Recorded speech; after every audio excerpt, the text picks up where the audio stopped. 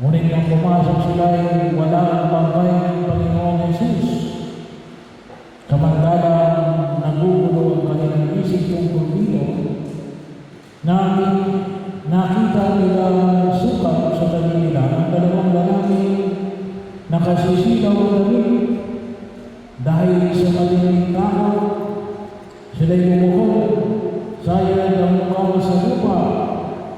Tinanong sila ng mga lalaki, bakit ninyo hinahanap ang buhay sa gitna ng mga patay? Wala na siya dito. Siya'y muling nabuhay. Alalahanin ninyo ang sinabi niya sa inyo. Noong nasa Galilea pa siya, ang anak ng tao ay kailangan ay magkaroon ng mga makasalanan at mapako sa krus at sa dalawang araw ay muling mabuhay. At naalala ng mga babae ang mga sinabi niya. Pagbabalik mula sa libingan, isinalaysay nila ang lahat ng ito sa labing-isa at sa iba pang kasama nila.